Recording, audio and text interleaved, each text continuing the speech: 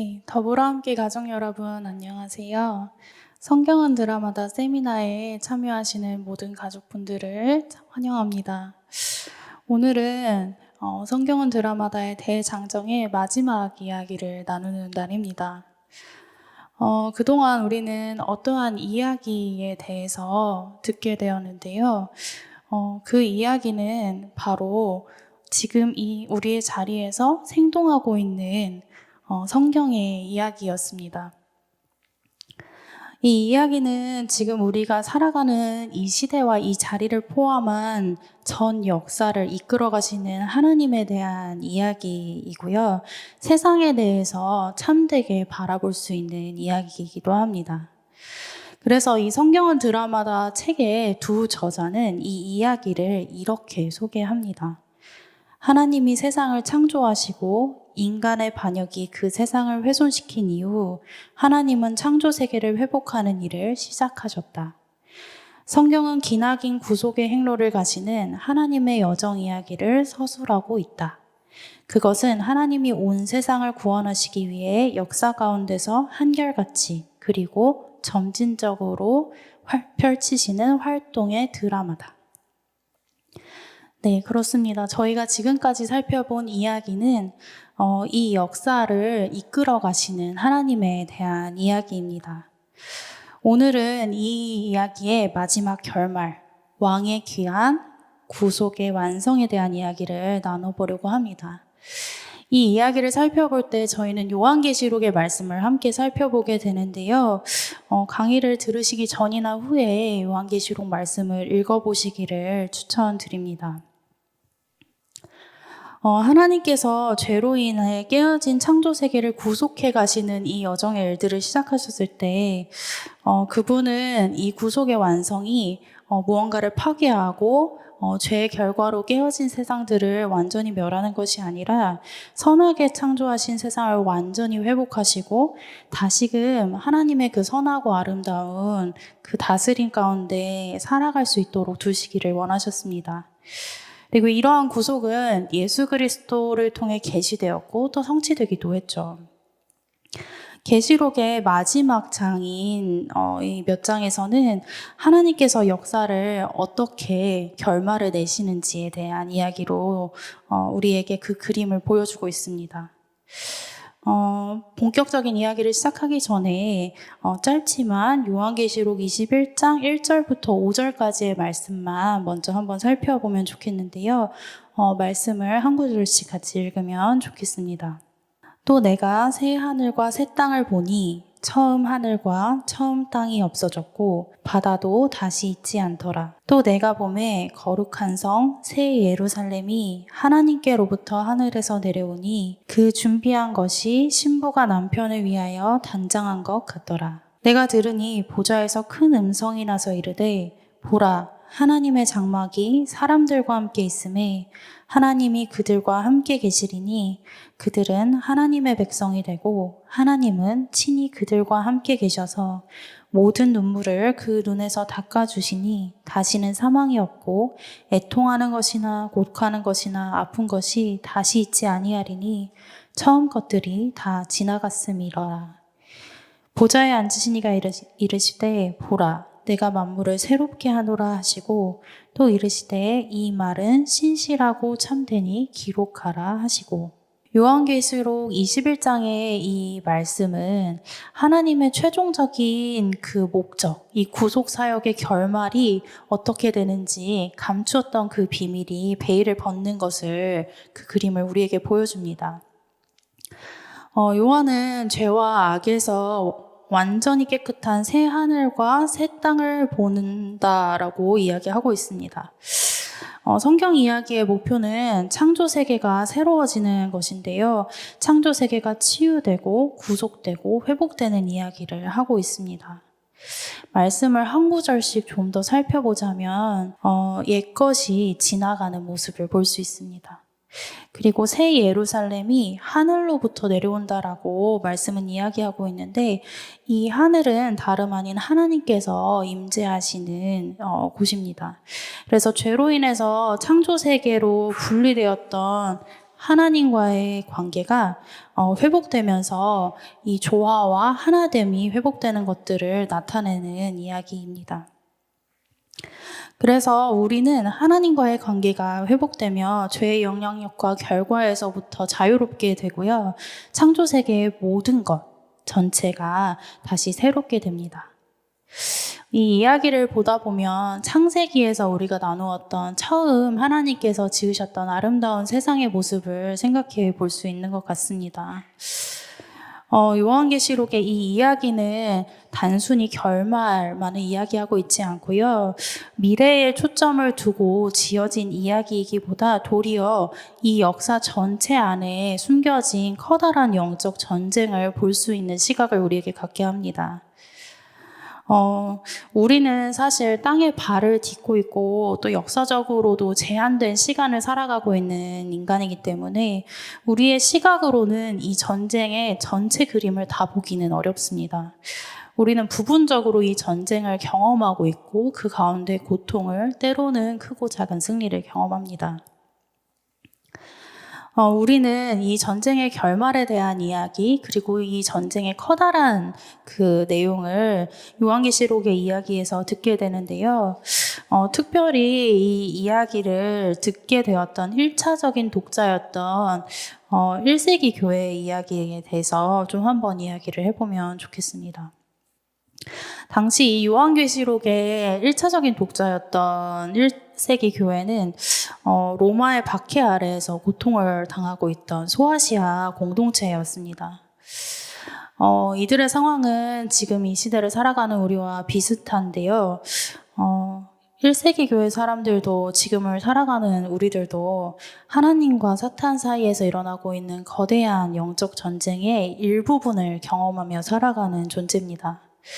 국지전에서의 승패가 전체 전쟁에서의 승패를 이렇게 모든 것을 이야기하지는 않는 것처럼 이 광대한 규모의 전쟁을 바라보는 시각을 갖기 어려운 우리에게 이 요한계시록의 이야기는 지금 당장 우리가 겪고 있는 이 상황과 감각, 그것들을 넘어서 전체 이 전쟁이 어떻게 이루어지고 있고 그 결말이 어디로 가고 있는지, 하나님께서 어떻게 승리하시고 이 모든 일의 주도권이 결국 예수 그리스도께 이미 주어졌다라는 것들을 알려주고 있습니다.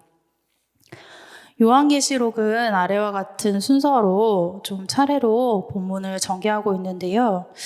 처음에 2장에서 3장의 내용은 이 소아시아 7교회를 격려하는 이야기로 시작됩니다. 그 다음 4장에서는 하나님이 계신 하늘 보좌에 대한 환상이 드러나는데요. 그 가운데 5장에서 7인으로 봉해진 두루마리가 등장합니다. 이 두루마리가 인으로 쳐져 있는데 이 인을 열게 되면 완전한 이제 구속, 결말이 시작되는 것들을 볼 수 있는 의미를 담고 있습니다. 근데 여기에서 질문이 등장하는데요. 이 인을 열기에 합당한 사람은 대체 누구인가? 누가 대체 이 세상에 가득한 것 같은 악을 정복하고 구원을 이루어갈 수 있나? 누가 역사를 하나님께서 원하시는 그 목표까지 이르게 할 수 있는가에 대한 질문이 요한에게 주어집니다. 요한은 이 질문 앞에서 눈물을 보입니다. 왜냐하면 감히 누가 이 악을 정복하고 구원을 이룰 수 있으며 또 누가 역사를 그 목표까지 이르게 할 수 있을지 잘 보이지 않았기 때문인데요. 사실 그렇다면 인간은 악에 굴복하고 또 죄의 결과 가운데서 비참한 고통 가운데서 살아야 하기 때문에 요한은 애통하며 울고 있는 모습을 볼 수 있습니다. 이때 한 장로가 나타나서 요한을 위로하게 되는데요. 강한 사자를 보라고 이야기합니다. 그런데 이어지는 그 요한계시록의 이야기를 잘 살펴보면 이 모든 전쟁을 힘으로 제압할 것 같은 강한 사자가 등장하고 있지 않은 것을 우리는 알 수 있습니다. 이 이야기를 이 성경 드라마다의 두 저자들은 이렇게 정리하고 있는데요. 함께 읽어보도록 하겠습니다. 그러나 요한이 눈물 맺힌 눈으로 본 것은 왕 같은 사자가 아니라 죽임을 당한 것 같은 피로 헝클어진 가련한 어린 양이었다.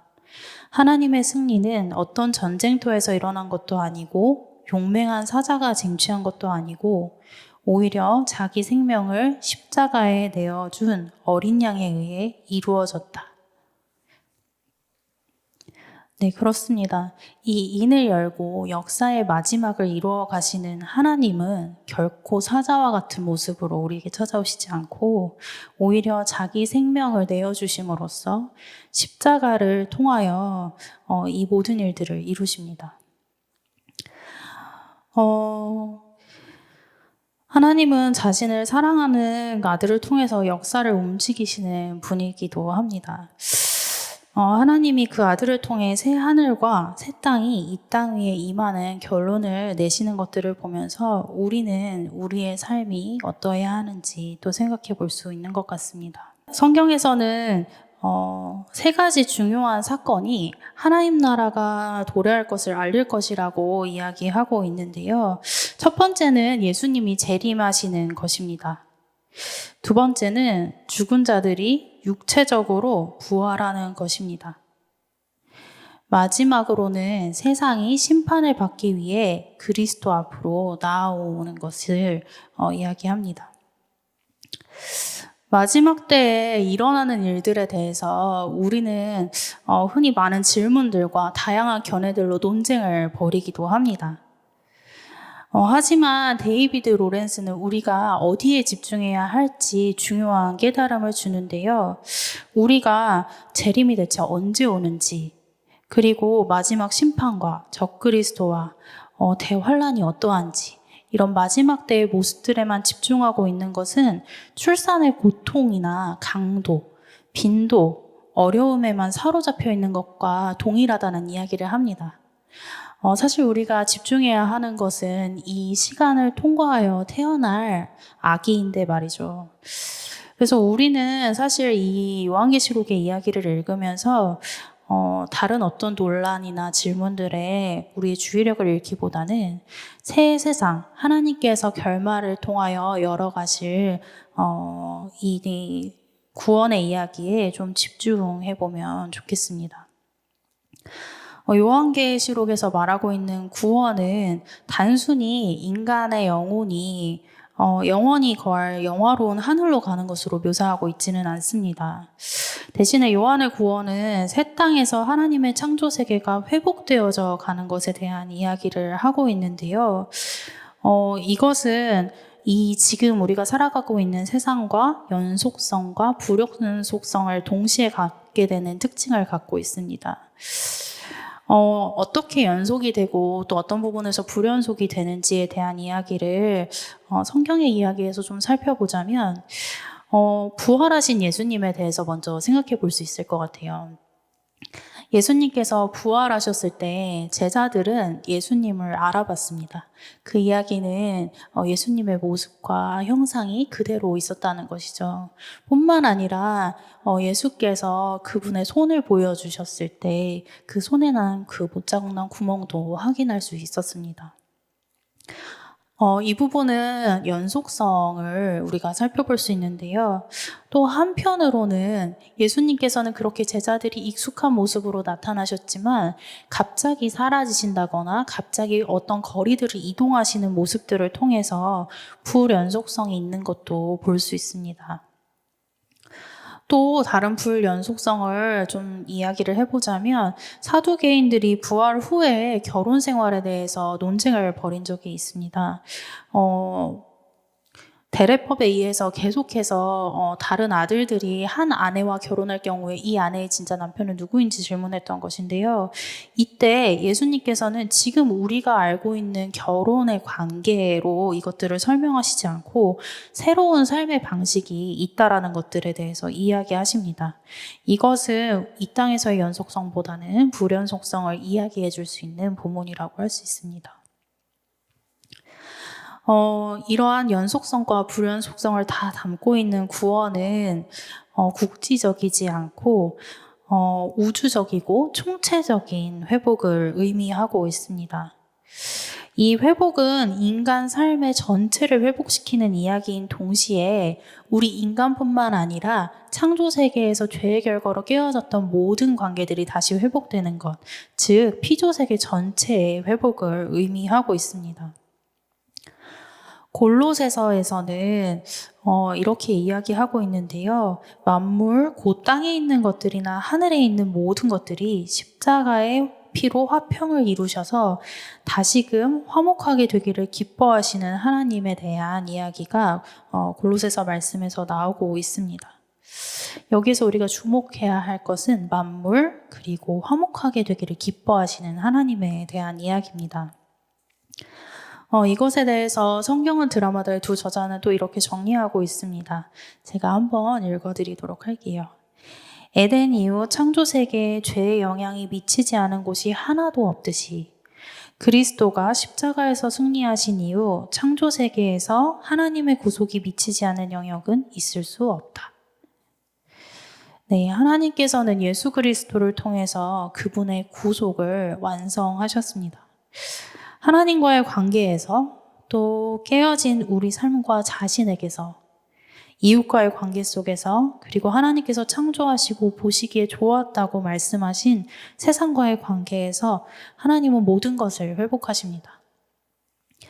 우리가 창세기 3장에서 마주했던 죄의 결과들의 내용을 다시 살펴보면 그 내용들에 반대되는 회복이 임하는 것이 바로 이 구속이라는 것들을 알 수 있습니다.